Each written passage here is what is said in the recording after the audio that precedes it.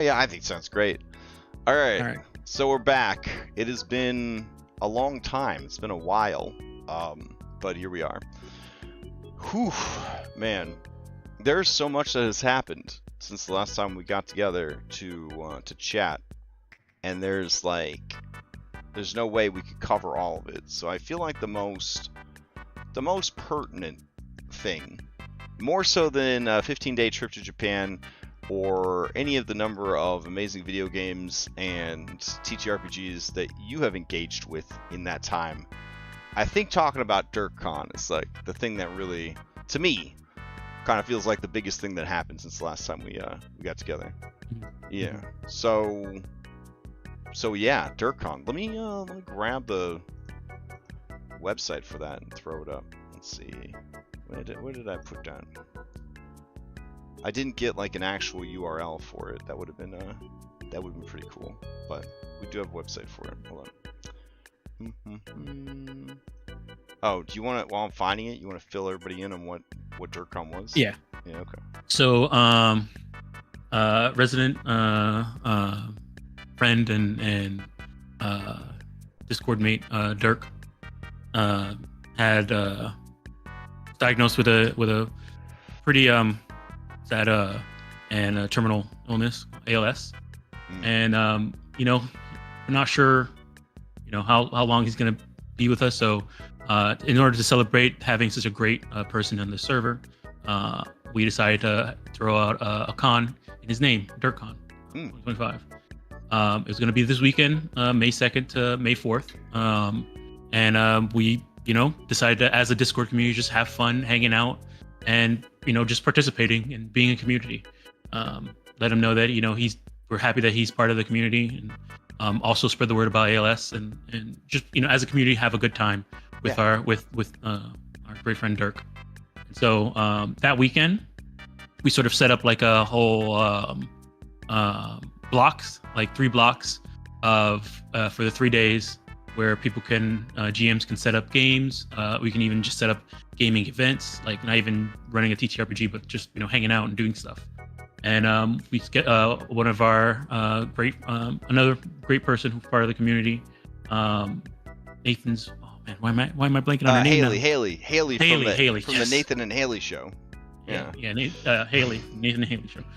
Haley, being as skilled at setting up convention stuff as they are, scheduled it, got everything set up, put out the sign up sheets and everything, and did a really good job of setting up the event for everybody on the server. So shout out to Haley for getting all this set up. Really big help. And so, the weekend came, and we had games playing, and people had fun. It was a lot of fun. I ran 1 game, Crash ran 3 games. A couple other people I haven't even seen run games on the server before. Oh, yes. Ran games, so it was great. Very exciting.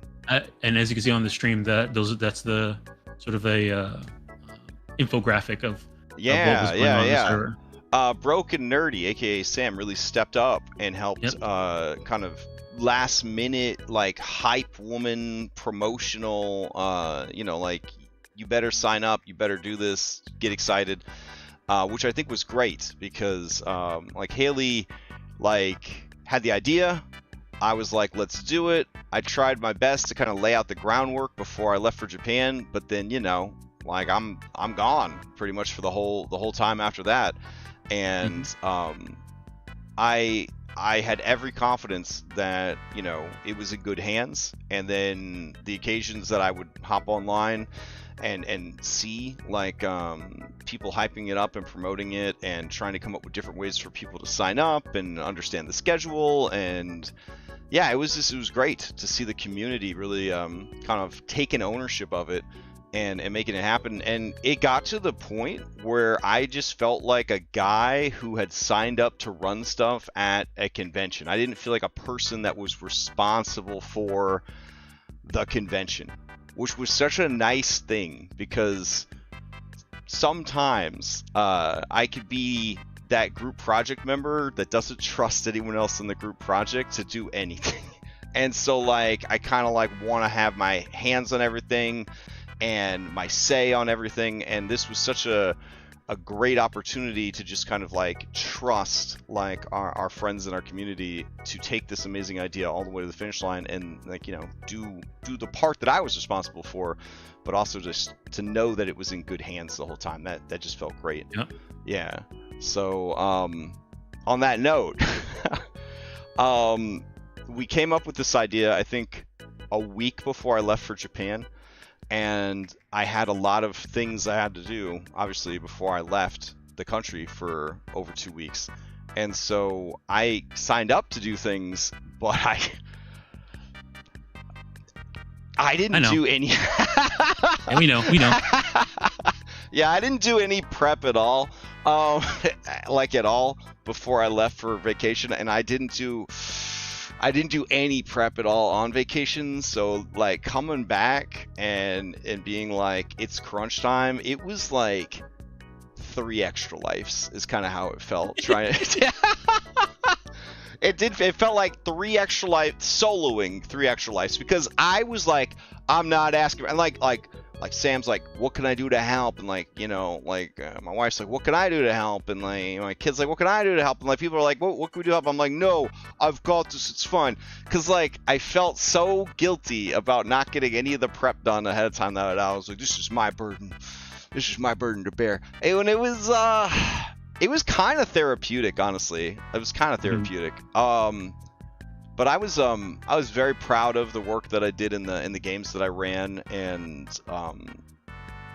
several of those games, 2 of the 3 for sure, took me far and wide of my normal comfort zone. And I'm gonna tell you right now, this sounds a little over exaggerated, but I've been changed forever by the games that I ran. Yeah, by the games that I ran at DirkCon. I've been changed forever. Yeah, so that was the thing that happened. And then I didn't get to see or play in Old Gods of Appalachia. Is that how we say it? It's Appalachia. Yeah. I feel like I should know, since Appalachia's been around like 300 million years or something. But like, hey, it's fine. So yeah, I knew Scarlet ran games like once in a while, like, you know, for friends and family, you know, that kind of thing. Like, so I'm very curious. I'm still very curious about how the game was and how their DM style is, and you know, I have heard nothing but good things, but I have been a little too busy to like listen to the recording. Yeah. And then beneath Teeth of Stone, apparently there's some derivative property from like Dungeons and Dragons called Lord of the Rings. It's some kind of like some guy wrote a book about his D&D campaign or something, and they made a movie. I don't know. Yeah. Jeff Bezos is a big fan. He made his own like fan fiction TV show about it. I don't know. So apparently that was very popular. That was like that. Yeah, that one filled up quick. Had a lot of people sign up for it. The only thing I know about how the game went is that I'm not allowed to host it on YouTube because it used Lord of the Rings music from the movies. So it got deleted by YouTube. So hopefully the streamer still has a copy of it, so we can like enjoy it maybe privately, or we can host it on a different platform or something. But yeah. I know Broken Nerdy runs games on the weekly, so but I haven't gotten to play in any of their games, so I was curious about that one as well. I don't know how the Magic tournament turned out that Remy hosted. It wasn't really a tournament; it was like a event, right? Like a yeah. Did you play on that one? I think no, because I was out that entire Saturday, so I don't know how it went, honestly. I was supposed to play in it, but it butted up against the horrors and RPG thing that I signed up to be on the panel for. And then truthfully, I just needed that time to prep kobolds. So like, I mean, I was overextended. Yeah. Old Gods uses the cipher system like Numenera. Oh, Monte Cook. Oh, dang. Oh, wow. You know that's good. Dang. All right. We played Repo. Repo, is that a type of Magic, or is that like a video game? It's a video game. Oh, okay.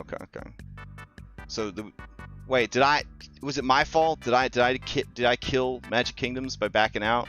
I mean, No, it was just more people. I think we had a decent amount of people, and nobody wanted to put the mental effort into dealing with Magic, so we just played. Oh damn! Yeah. This game, Repo, it's sort of I forgot what we call it. We call it friend slop.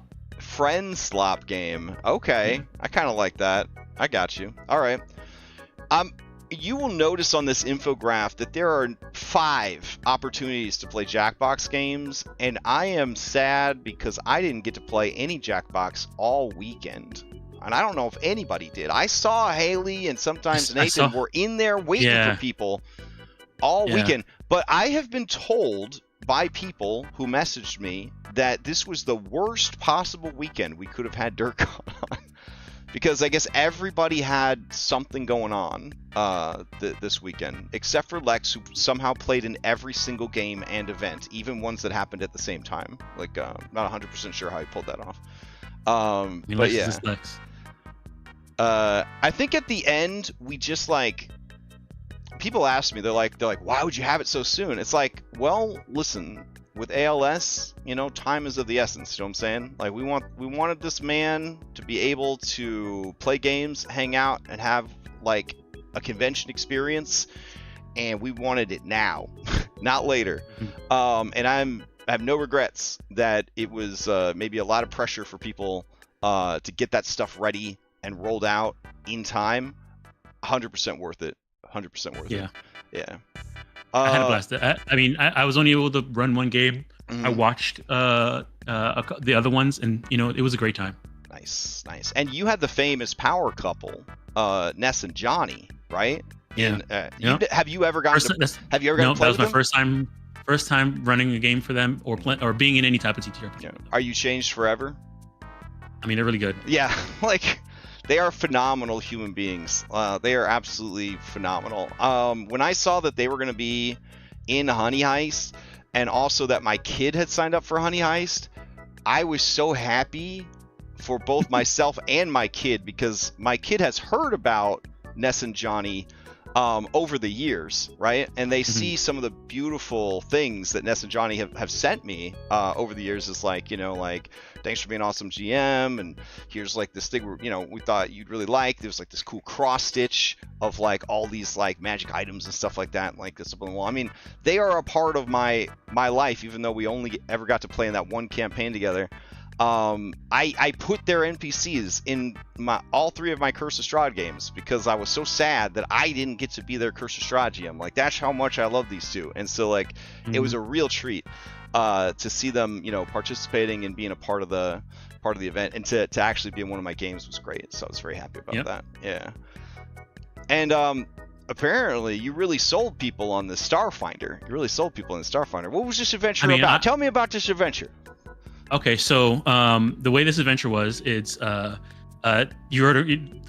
everybody was a part of a crew of a ship. They were on a mission to go grab an item from a planet near a dying star. They went and got the item, and they were trying to escape. Then the star died and turned into a black hole. Oh. And so as they were escaping, the star died and turned into a black hole. The ship got damaged, and they had a crash land. Oh. Cat attack. All right. Good. I mean, it's good for me. This is a good channel. I'll adjust my camera too. I haven't adjusted my camera since I got back. Okay. All right. Okay, so where was I? Oh yeah, so ship got damaged and they had to land on the last planet before at the farthest end of the this sort of solar system, where this planet just got turned into a black hole. They landed on there, and their onboard computer said that, hey, there's some weird energy system that's for about 4 miles out from where we landed. We're gonna sit here and start repairing the ship. You guys need to go get this, go to this energy signal, find the energy source, harvest it, and bring it back so that we can repair the ship before this planet falls into a black hole. Okay. You have 4 meta hours to do that. Nice. Love that. Okay. And so and because it was a level 10 Starfinder adventure, and I had 2 people who are pretty much brand new to Pathfinder, let alone Starfinder, and they're jumping into level 10 characters. Nice. I pared this down to just 2 encounters. Okay. Yeah. Yeah. And so the first encounter was they were on like a air vehicle. Like they had an air vehicle that was part of their ship, and they were flying over an ocean heading towards the source of where this energy source is. And so it was a piloting challenge where somebody was driving and had to do piloting stuff to make sure they dodged hazards and provide buffs to everybody other people who were fighting. And then they were being attacked by a troop of cyborg fish and void sharks. Okay. Which are like sharks with like,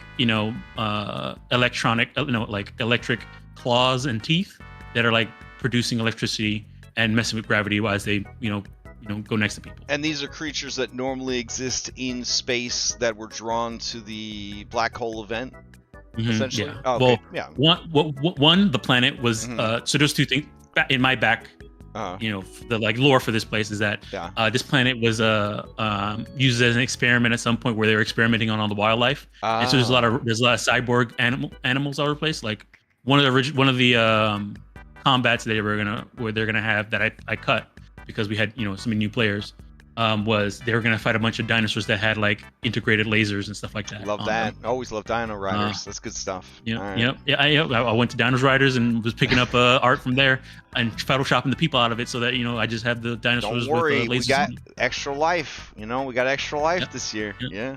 So it was that. So that got cut, and so they just had the driving one where they fought the cyborg fish and the cosmic sharks. Okay.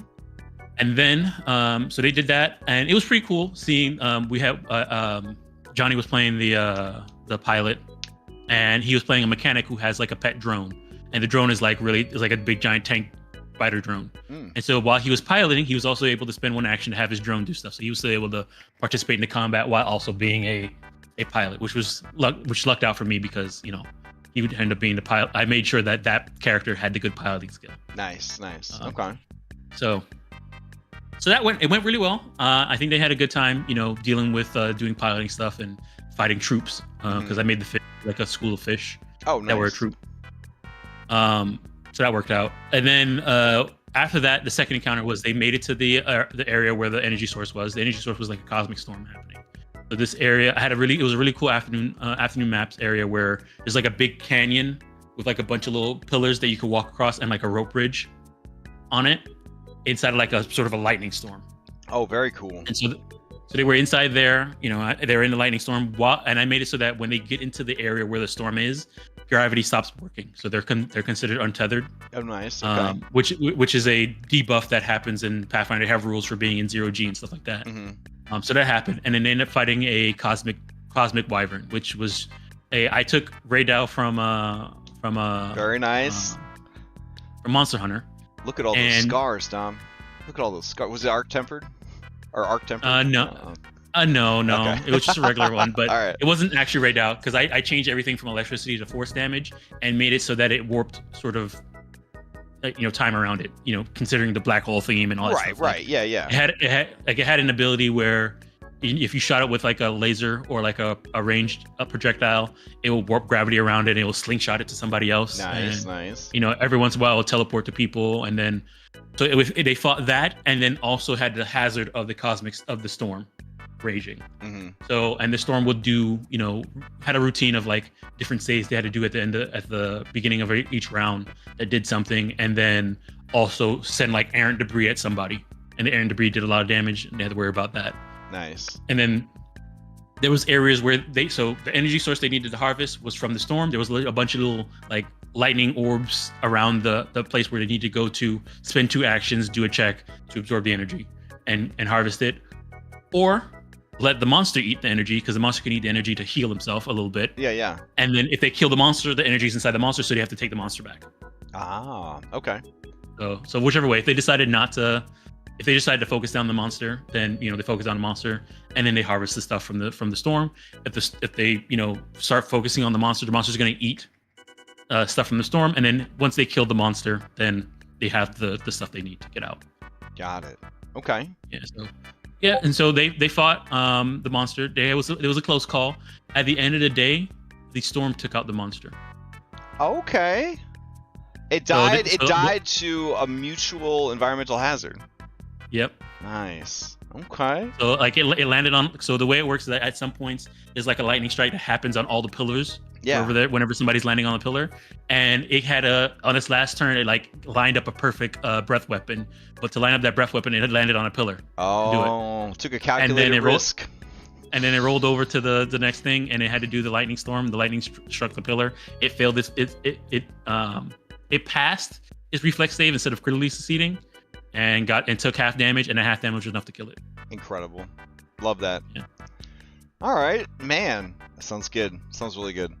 I like that.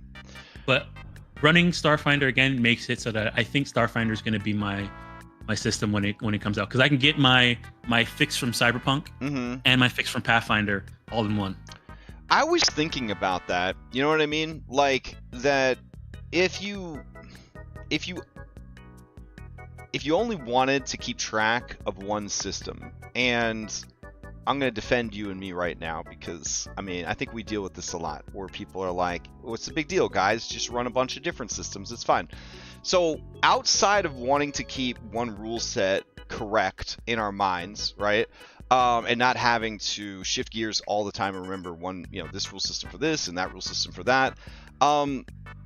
There's the technical side of it, right? Like, yeah, you want to just, like, it's enough work just to keep one of the best supported systems ever, Pathfinder 2E Revised, up to date and functioning in Foundry. Like, we don't want to be keeping track of like all these other. I mean, right now, somebody posted today, right? Like, we can't even play Cyberpunk right now because it's stuck on like Foundry 11 or whatever, and we're about to go to Foundry 13. So we don't know if they're actually going to be ready for Foundry 13 or if it's just outside of the scope of their ability to do that. There's systems that just don't have any Foundry support at all. Like the two of the games that I ran, one had no support and one had, minimal support. And so like, yeah, like I could see that. I could definitely see the appeal of like, here is a system that can be as sci-fi as you want, as fantasy as you want, or as sci-fantasy as you want. And you kind of just move that slider whenever you need to. And I found out apparently yesterday that they released a book for Starfinder that has like some lore about the galaxy in there, and apparently there's a planet that is cyberpunk. Yeah. Oh, I have no doubt. Like Sword World Online, not Sword World Online, Sword World RPG. They have a campaign. They have these pocket dimensions or whatever, and they have a sci-fantasy like setting for it. And I just was thinking like, yeah, that's great. You know what I mean? Like a system that is perfectly compatible with its fantasy parts and its sci-fi parts. You don't find that very easily. The old Roll20 system, like the older Roll20 system for the 3rd edition D&D, I feel like that one was extremely good at like mixing and matching. And I guess to a certain extent, the 5th edition D20 system also has that, but it doesn't have it at the level that Paizo's delivering with Starfinder and Pathfinder. Right? Yeah, so I could definitely see that that kind of capturing your heart as like your system of choice. And you really do like light up when you are talking about Starfinder. Like there is just something about it that seems to really resonate with you. So it's always great to see you happy talking about and running and planning and playing Starfinder. Who knows? Maybe my Monster Hunter turns into Phantasy Star. Phantasy Star on, bro. Do you remember Phantasy Star Online? I was there. I was there on day one launch, playing it on my Dreamcast, boy. Yeah, like, Dreamcast. That was a good ass game. Game, man. Yeah, that would be great. You could make up your own monsters and stuff too. You could really just kind of cut loose. Throw some rappies in there. Oh yeah, man, that's good. I like that. All right, so sounds like you had huge success with your games. Check a chat here. I regret not being able to play in your Dragonbane game though. It was good. Like it was really good. I watched it. It's so good. Dragonbane. Let's see. Broken Dirty says the one thing I wish that there had been a donation portal similar to Extra Life. Absolutely. We did generate some donations. I was messaged by some people that they did they did want me to know that, hey, it's not for, like, people really did donate. But yeah, it would have been cooler and better, I think, if we had a Nightbot that was, or chat moderator for each game that was kind of going in and saying like, hey, this is the stuff, this is here. And it's not too late. All the games are going to be up on YouTube, except the Lord of the Rings one, which will still be up on Twitch. And we'll put in the VOD descriptions all of that information. We'll put links for donations, things like that, so people who do want to participate in that way can can feel empowered to do so. But yeah, it definitely, if there was a post-mort of what could we do better next time, next time obviously having easier ways for people to help would be good. And then I guess maybe like more advertising, more getting the word out there. But for something small put together in a very short amount of time, I was extremely impressed of how it turned out, and the games that were run, and the quality of those games, and the quality of the people playing in those games. It was phenomenal. So yeah, definitely. Let's see. Dom is great. Yep. Let's see. Okay. Multiple systems at the same time works best when some of them are more rules light. Absolutely. Yeah, it's all good. All right. So, you want to hear about my games real quick? I'll tell you about my games. All right. So I'm gonna start with the game I played in, and we're gonna dial it back from. I'll move backwards from that.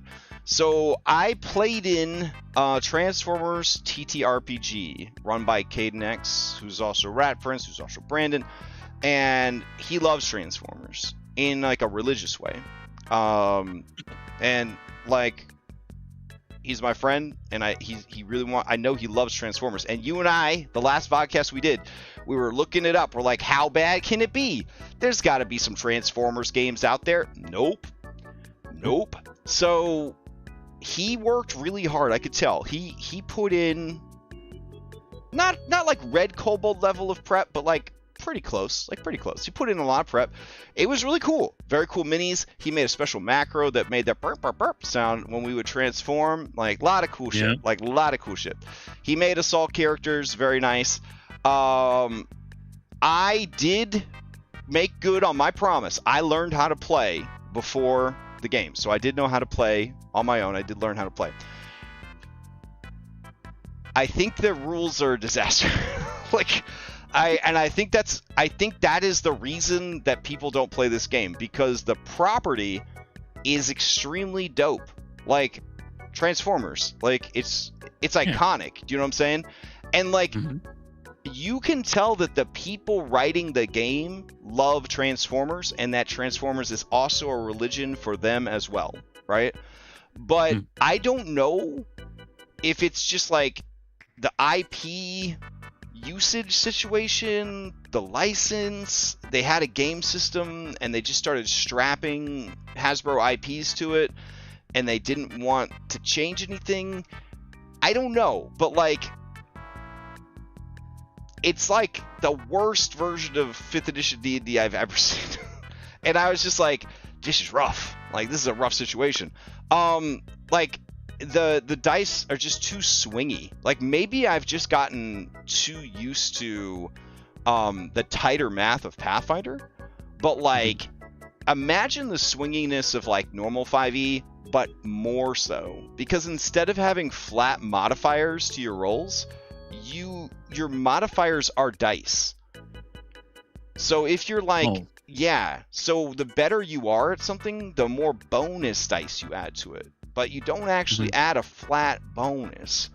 And then there's like a mechanic where you could be like a specialist at something, which is similar to World of Darkness. So if you declare like, I'm good at melee combat, but I'm really good with my sword. When I have my sword, I'm the best, right? So when you're the best, you roll every dice you have. So you roll a d20, and then you go all the way from like 1d2 up to like 1d12 or 2d6 or something like that.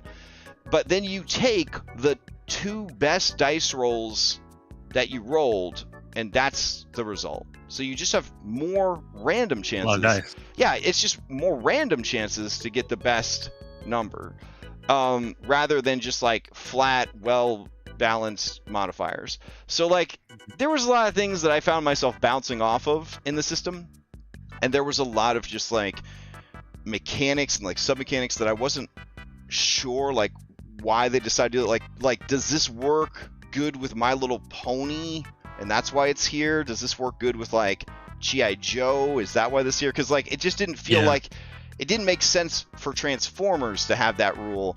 But like it's a universal system, right, that covers Power Rangers, My Little Pony, G.I. Joe, and Transformers, which sounds like the ultimate extra life event, right? Is running a game where you could play a bunch of My Little Ponies that are piloting Transformers that could turn into a Megazord, that are also trained as G.I. Joes. I mean, that I can't think of a cooler concept than G.I. Joe trained My Little Ponies piloting Transformers, and the 5 Transformers turn into a Megazord.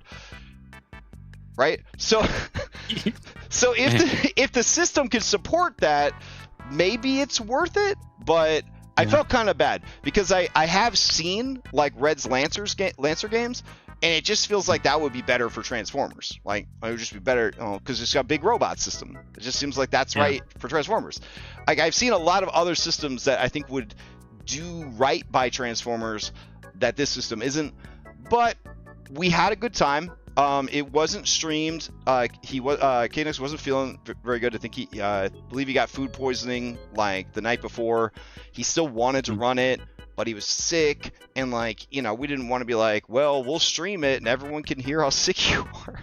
So we just were kind of like hanging out at the game store sort of feel, like learning the system, having some fights, like seeing how the game worked. And overall, I walked away from it a bigger fan of Transformers, but not a fan of the system. But like not a fan of the actual mechanical system. So it did get me thinking about my Voltron game, though. It did make me think about my Voltron game a lot. But I think about my Voltron game like at least twice a day. So, you know. Anyways, so that was that. That was pretty cool. That morning I did a, I guess you could call it a panel. It was just me and Stone, because like nobody showed up, and I was glad Stone showed up because it'd be sad to do a panel by yourself. I listened to it on Twitch. But I did stream mine. I did stream my panel because I figured I was watching on Twitch. If I'm gonna say a bunch of stuff, like, you know, I might as well record it, so it's not just like me and Stone. He could just come over to my house and we could talk about Sword World if it's just gonna be me and Stone. I love Sword World, but the final takeaway at the end of Sword World is ain't no way I'm going to be able to run a Sword World game around all the other games that I'm already running and around the schedule that I have. So it was kind of bittersweet to talk about a system that I am so excited about and I really, really enjoy, but I also had to kind of admit that like there is no place for it in my life right now. Like, so it's more just like a thing that I can admire from afar, you know what I mean? So I'm still playing like an offline like solo game with it, but you know, it's fine. Yeah, so like that was really cool. Then let's see, jumping back to Friday night, Dragonbane Pirates. I didn't realize how bad I was missing Dragonbane until I started playing some Dragonbane. You say like you say Starfinder's your game. I think most people could probably agree that Dragonbane's probably my game. Like if there was a game that I've played in recent years that's like my game, it's probably Dragonbane. It's busted. That's what you want. Whenever you try and make a game and you want your things to happen, when it's like people desperately doing like, you know, the stuff they need to do to be adventurers or whatever. Yeah. Like, you know, like desperate heroism. Yeah. That's Dragonbane. Yeah. I just love like the grit. You know what I mean? I just love the low magic grit that they're able to deliver with a modification to the 5e rules, which is just fascinating to me. That they were able to sort of bootstrap the 5e rules in such a way that it became a skill-based first edition old school D&D infused thing that is still so familiar that you could easily onboard 5th edition players to it. Like, I just think it's fantastic. And the simplicity of the rules and the brutality of the rules, it really just lends itself well to a certain type of storytelling. And I think the story that was told was the perfect fit for Dragonbane. Like, you might remember when I was learning Dragonbane and running Dragonbane, I would constantly say, like, this would be the perfect system to run a pirate game in. Like, this is so pirate, where, like, one shot can kill you from a gun. You know what I mean? Where skills really, really matter. Where when you actually encounter a monster, it's, like, a big deal. Like, that would, like, to me, that was just, like, yes, like, that's pirate. Like, it's pirate energy. So to test that theory and to finally run a pirate game, Dragonbane, awesome. And I had an amazing group, and I think the story was phenomenal. I think I think they got so into like this is the most like and I guess Dragonbane just lends you to it, but like people really did like get into character too really well for a one shot. Well, I was trying out a lot of techniques for story, like for character-driven storytelling with Dragonbane, where everything, even like their personal items, their magic items, they were all like telling you about your character. So like you read about like your memento, and it's not just like Lucky Rabbit's Foot. It's like telling you like this is a fucked up thing that your character has. And then you're kind of made to wonder like why do they have this? Like what kind of character is this? What kind of person is this? And the magical items were kind of themed in that same way. There was sort of the implication of like how you feel about the other crew members to kind of get you in that mood. And then the storytelling technique was they are remembering the last time when they were there, but like the players weren't there, right? The characters were there. So they're learning about the characters through the characters' past, which is being revealed to them as they are playing through it. So it was like, so there you could kind of hear in their voice, we didn't have cameras so you couldn't see in their face, but you could hear in their voice that they were like, what the fuck, you know, like these guys are bad guys, you know what I mean, like they're pirates, like these are really bad people, like I'm playing a really bad person right now. And like it was kind of neat to see that sort of like come through in the role play and in the gameplay, and then the ending was just fantastic. So I was very happy with it. It did run an hour over, which I'm a little sad about. I mean, I ran an hour over on mine too, so it happens on one shots. Yeah. Then let's see, Sons and we Sorrows. Sam said, "Do you want to tell us about Beneath Teeth of Stone?"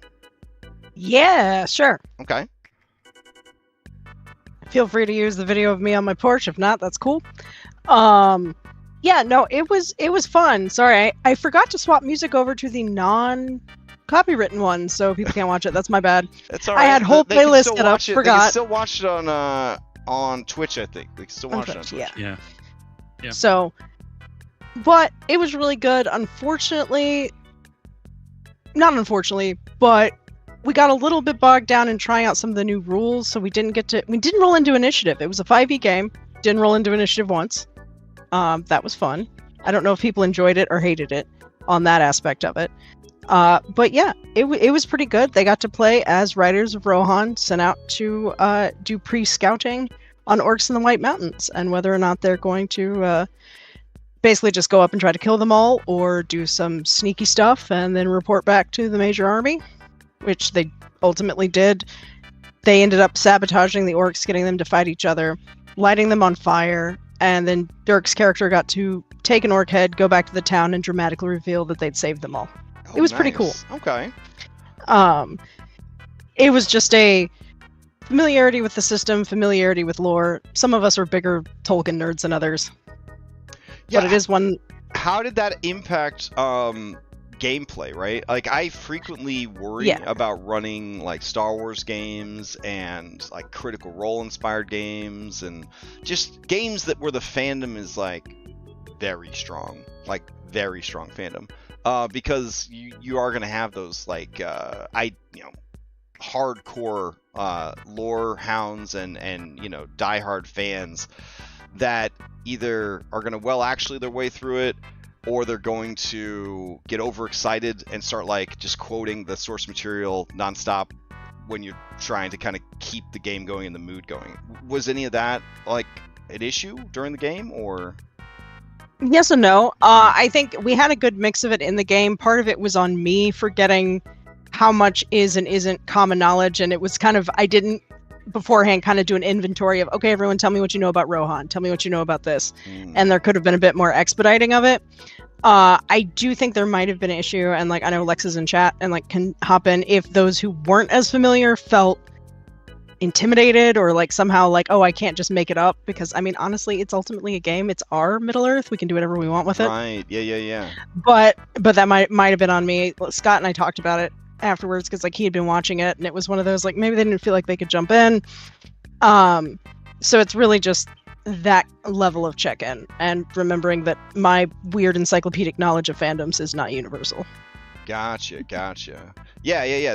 That's for me is like the big sticking point. I ran one Star Wars side quest for Mythic, and it was a hard time. It was a hard time making it through because like, you know, like the people that like Star Wars, it's a religion for them. Do you know what I'm saying? And so I'm here like misquoting the books of prophecy, and I'm like, you know, I'm making it so like, you know, I don't even remember all the things I did wrong, but I was thinking like, they like Star Wars. I got them Star Wars, but I was like the dad where they asked for the newest video game system, and I brought them home like an Atari that I found at the thrift store. You know what I mean? Like I was like, it's the same. What are you talking about? Yeah, it's fine. But like, yeah.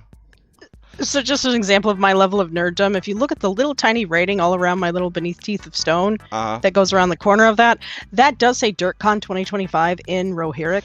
And by that I mean Old English, that's what Tolkien used for it, in Tolkien script Kurth, phonetically. Yeah, I spent about 60 hours building this thing. It was the thing. Wow. Okay. But that's because Adventures in Middle Earth. It's a labor of love, right? Yeah. Well, none of the classes or anything come with it. It's literally just a mod for D&D 5e that changes some of the names of things. You have to put everything in. Okay. And it's something we enjoyed playing. It's something that like our table can use the JSONs from that. So if anybody's running Middle Earth and wants them, JSONs are here. But yeah, no, it was Dirk was interested in playing, so like 100% worth it for DirkCon. That's what I do. I can't go to his house with a casserole like I would up here, so I got to do it somehow. I mean, we could be DoorDashing some casseroles over there, I guess. We could be, yeah. I that tried is to true. DoorDash no, I'm gonna keep it. I'm gonna keep this PC.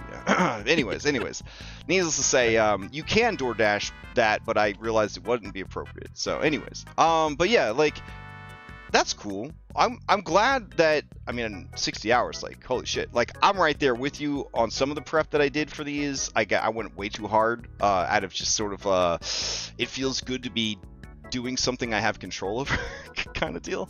But like, yeah, you have created the groundwork now for future one-shots, future miniseries, running it again. Like, yeah. I'm actually I'm gonna run it again.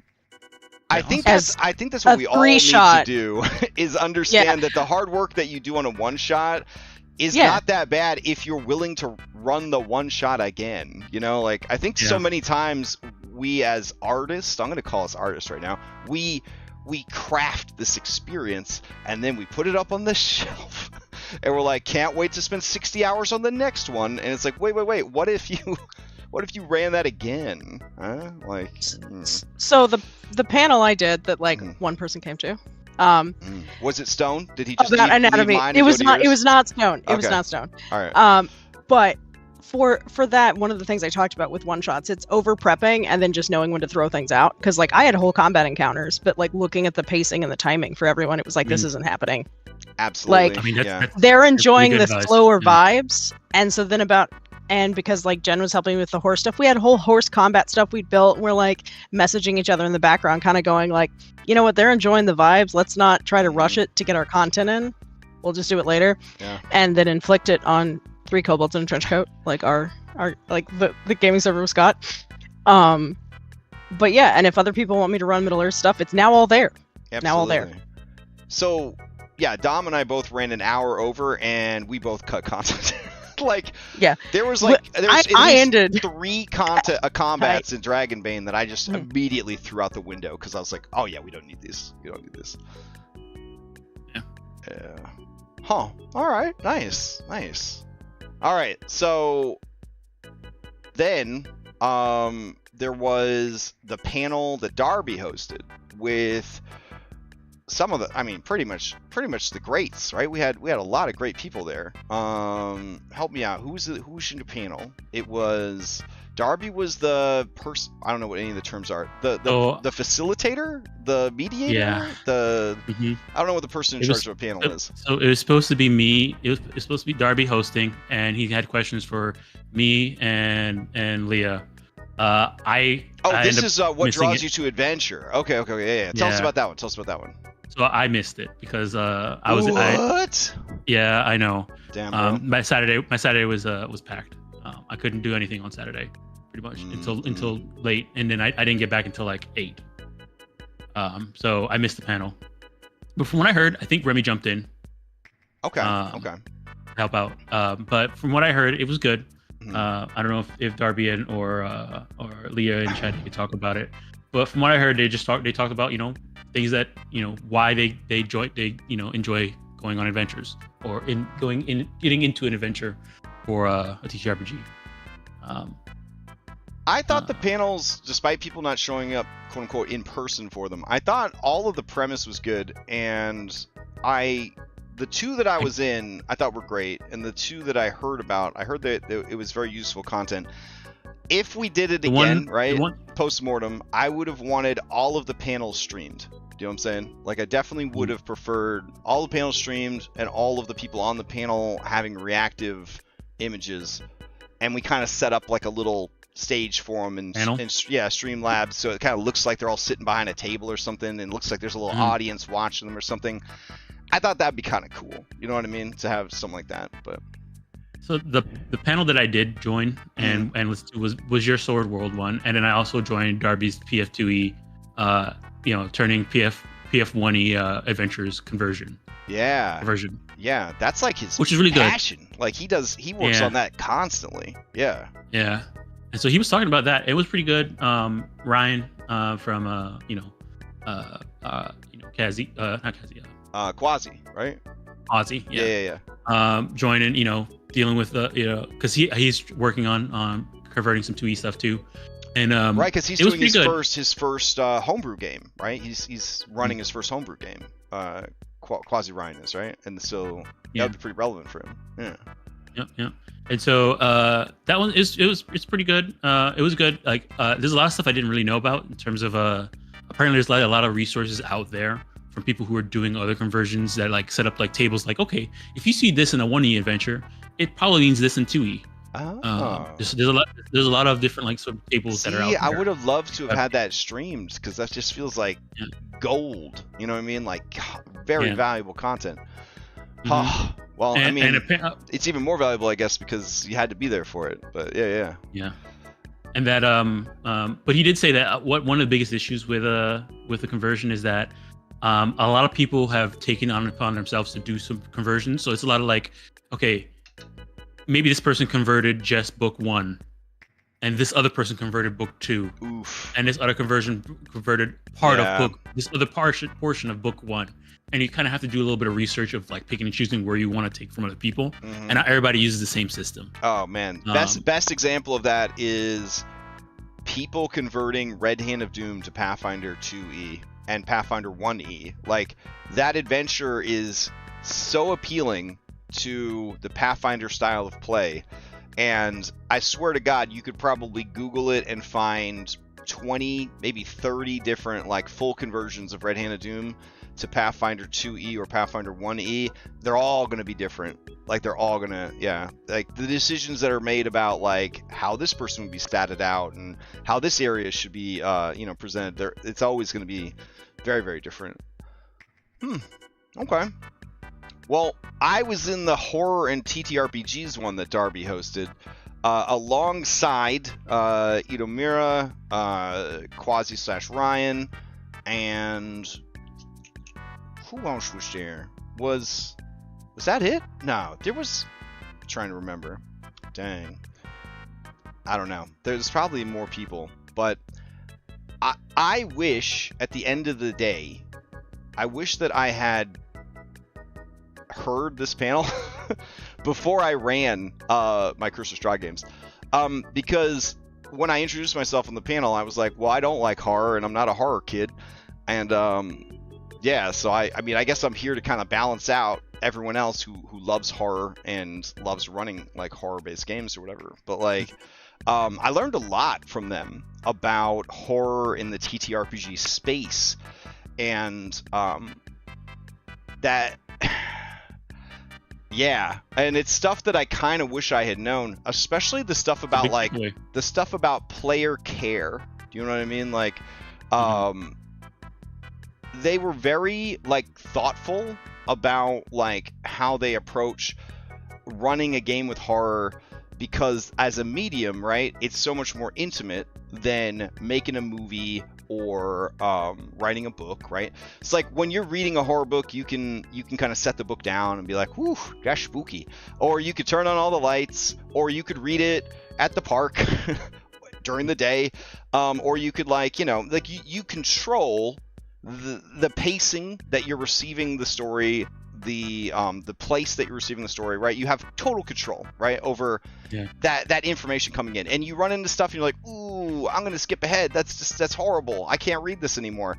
With a movie, you could just mute it, close your eyes, you could be on your phone, distracting yourself from the impending horror. Like, there's a lot of control there as well. Like, you can set the scene to make yourself as scared as possible, or you could, you know, kind of make it less scary by approaching it in a more casual way. But a good TTRPG run well, right? Everything that you hear online and you hear in DM communities is about, how do I engage the player? How do I bring the player into the game?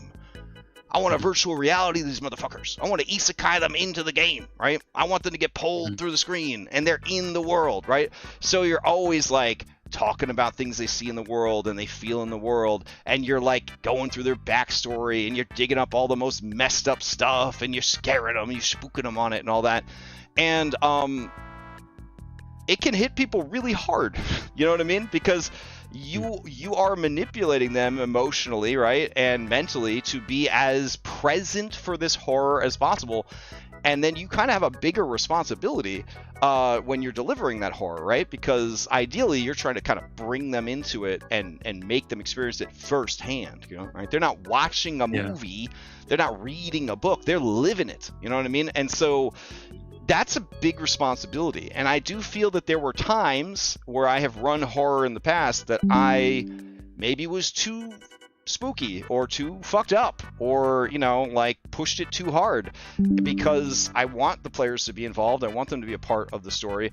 And then I did, you know what I mean? And like, it was bad. Like it was maybe a little too much.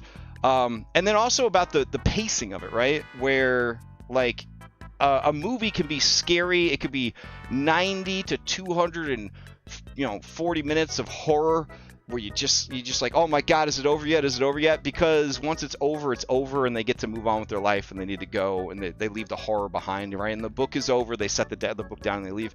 But like a ongoing campaign, they're coming back week after week, just getting grinded down by horror, getting spooked, getting stressed, and like, you have to pace it. You have to pace it. You have to put some soft parts in there, some humor in there, some moments where they could just be okay, because otherwise they hit that break point where nothing's scary anymore and they're just enduring it.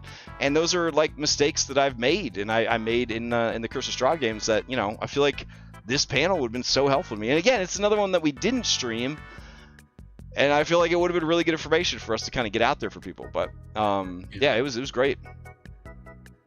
Let's see.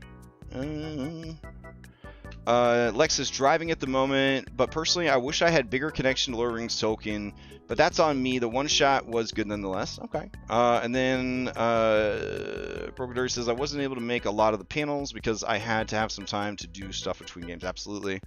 And DLW Chico Waddles. Psh, yeah.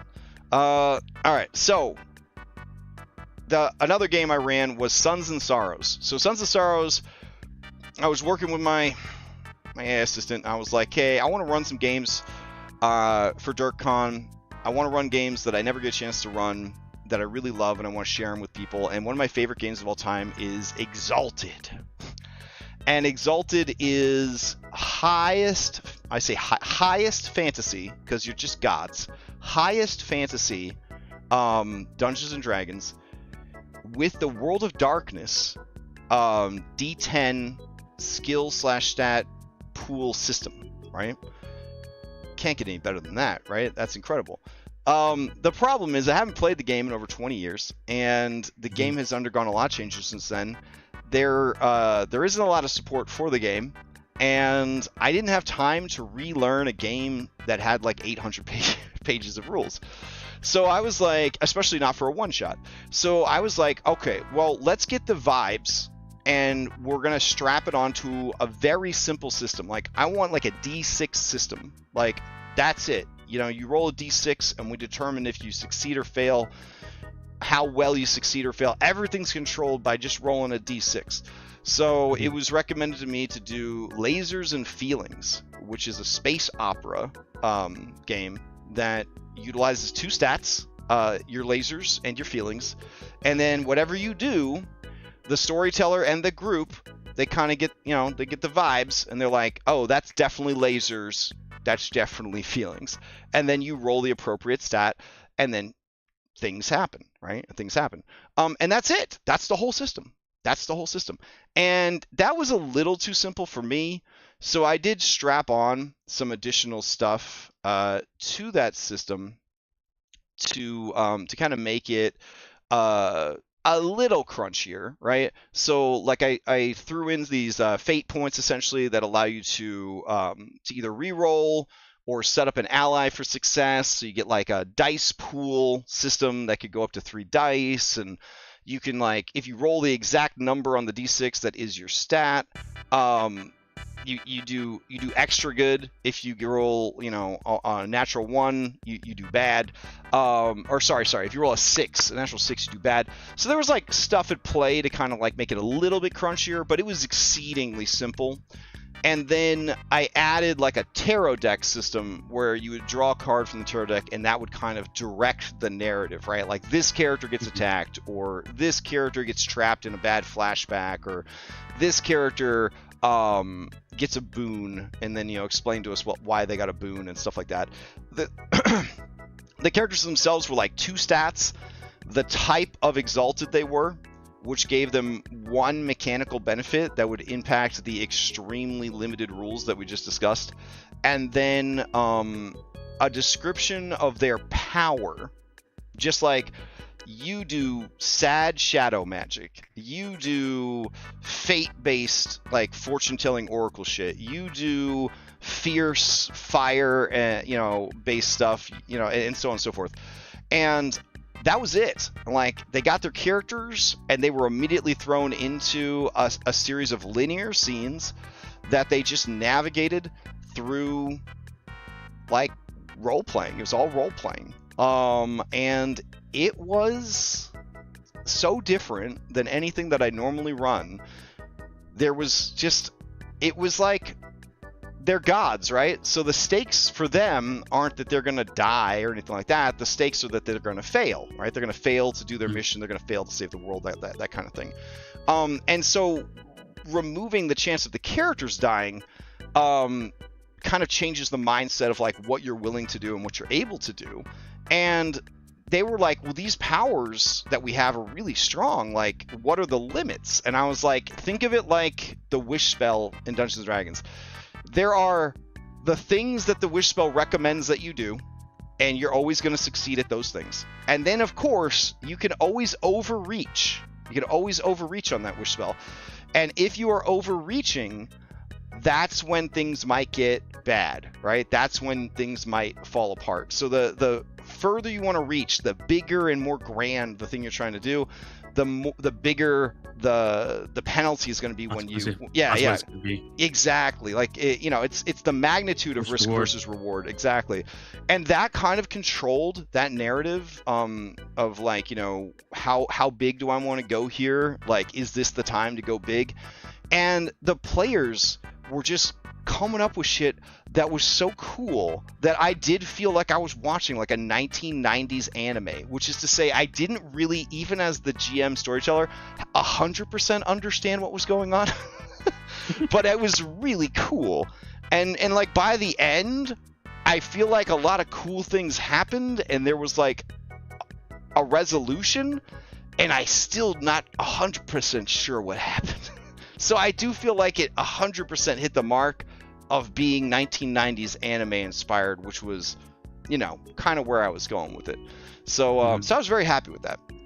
And then the Kobold Heist is the other game I ran, and I had always wanted to run a honey heist, and I was like, what if I ran it with kobolds, because that's way better than bears.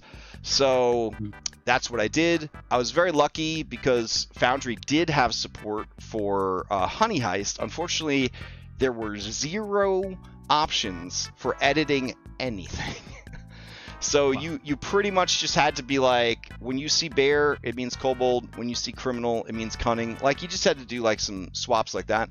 But it was a blast. It was so fun. There were no maps. Everything was just like, you know, image in the background, pictures of the NPCs to kind of give you a sense of like, you know, where are we clumped up together? Like, you know, where are people at? Yeah.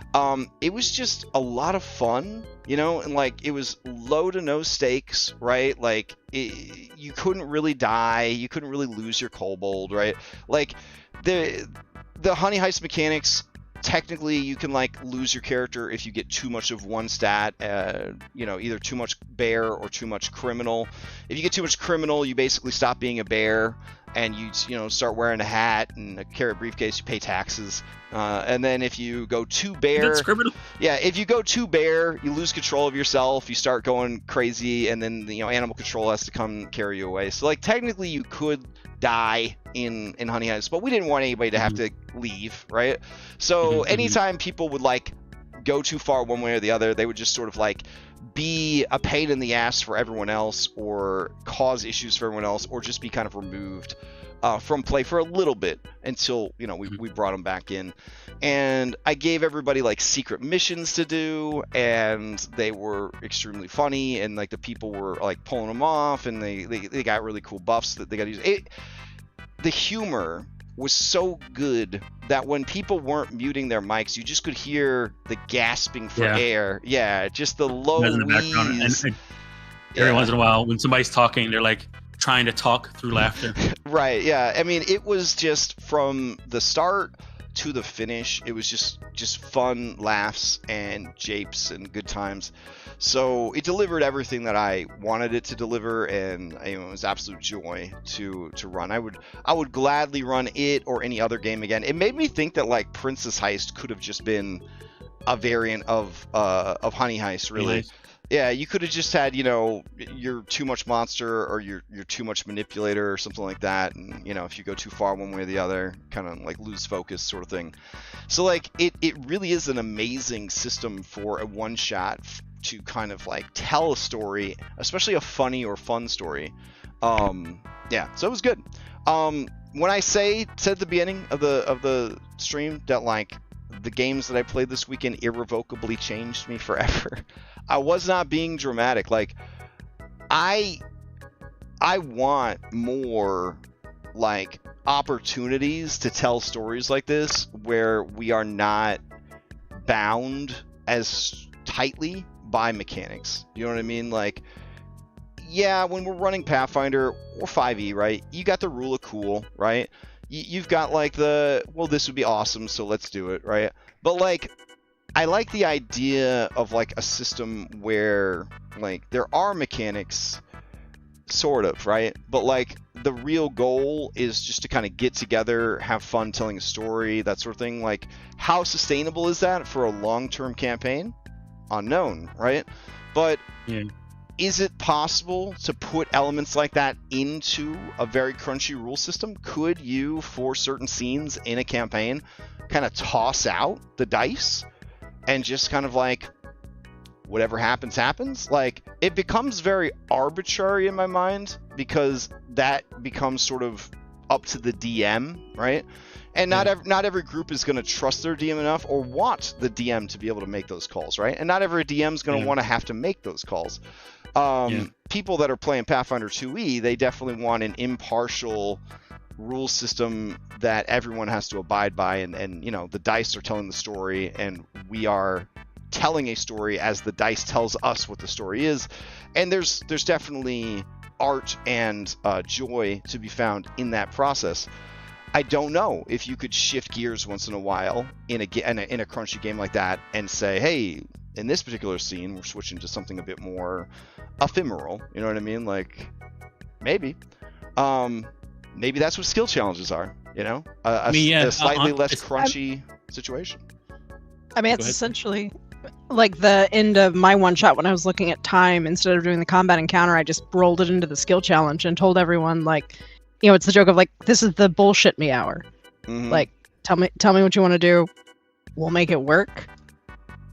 Yeah, like I'm kind of into that, and I did that a few times towards the end of Odyssey Prime, where they had started to become so powerful that every fight just felt like so much work for everybody.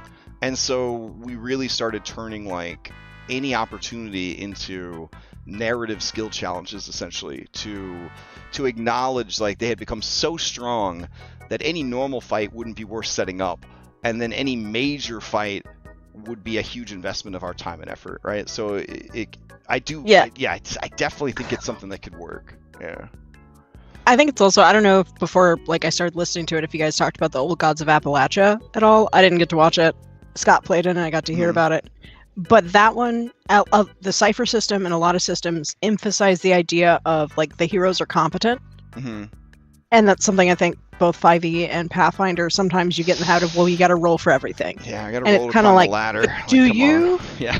And that's something like in my Tuesday Pathfinder game, I've let go of a lot of that because it just works for our group, where it's like, okay, you know, Scott's playing a necromancer witch. It's like, all right, she does alchemy. You guys recognize what this is. Yeah, like, yeah. It's weird to roll, because then if you fail as a GM, I'm now having to figure out why you failed, which is a problem. Yeah, I definitely could see myself bringing that stuff more and more online the higher level the characters get, and really just At this point in like running Strength of Thousands, there's many things that I just don't, you know, I just let them know, like, okay, this is what you know. Yeah. Or this is what you like. You talk to this, like, instead of having you roll a diplomacy check to convince this low level person how to do something, I just say, okay, what do you say that I'm okay? They you know. Yeah. And that's like, almost always my default in Dungeons and Dragons, like 5th edition, with backgrounds, right? Where I'll be like, well, your background is this, or you told me your backstory was this. So like, if you spent 15 years as a sailor before you became an adventurer, like, you probably know how to know about sailing, right? You probably know sailing stuff. Does that mean you get to pass every recall knowledge check? No, like not the ones that are super rare or obscure, or, you know, we're trying to lock campaign secrets behind kind of deal. But like, you should know how to do sailor stuff. Do you know what I'm saying? Like, yeah. And I will say, sometimes behind the GM screen, even if I do make you roll, and if I know your background in there, on a failure, I'll give you something. Oh, for sure. Yeah, I mean, dice fudging is alive and well. I think we all know as GMs, when it would just be crappy storytelling, you know, just be crappy storytelling not to.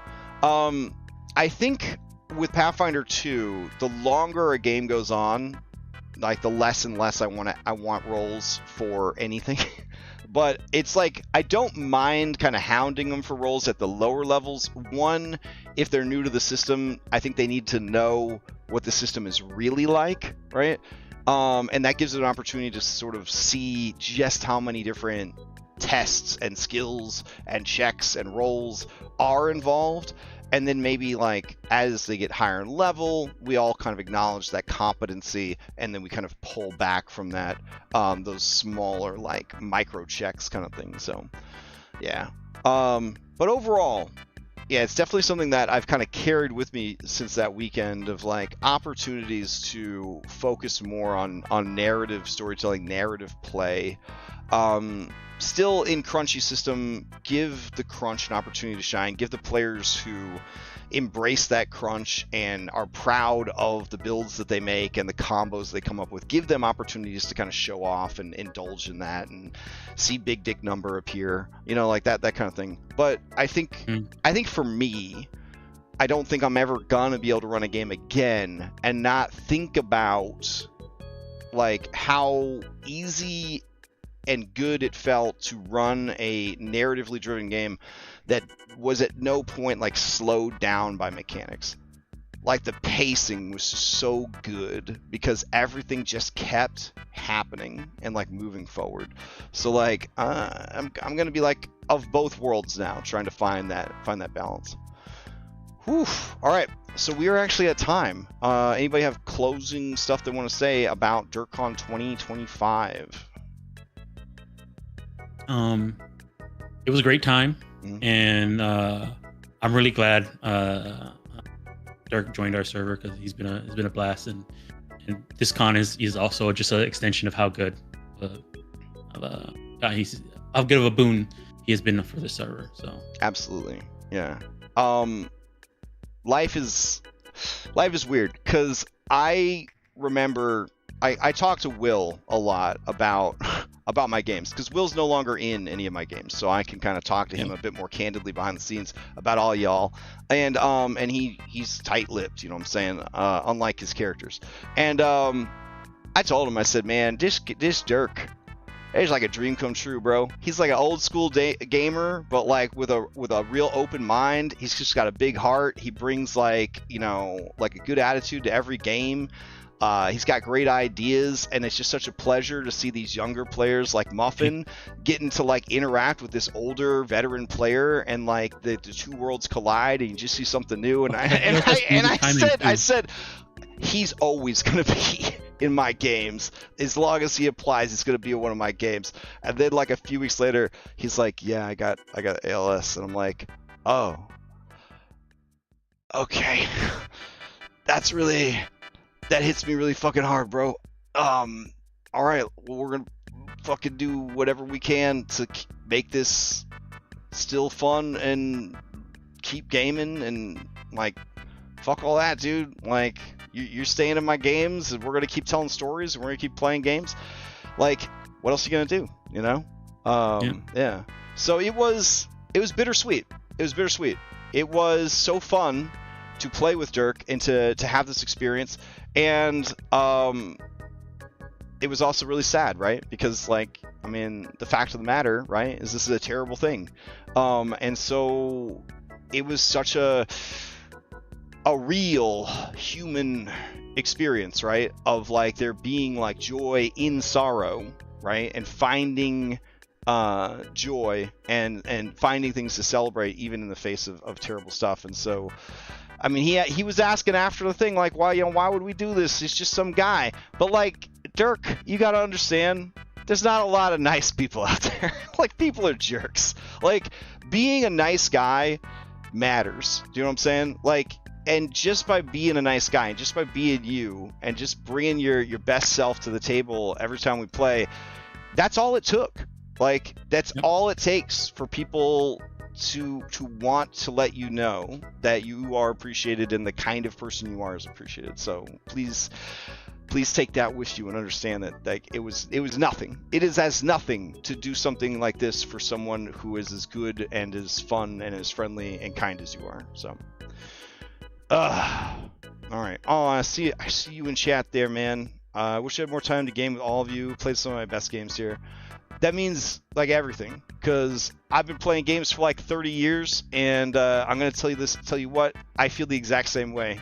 The best games, the best experiences, some of the best like hilarious moments, scary moments, tragic moments have happened in games on this server. And what started as like a side business to pay my taxes has turned into like one of the most valuable things in my life, which is this community.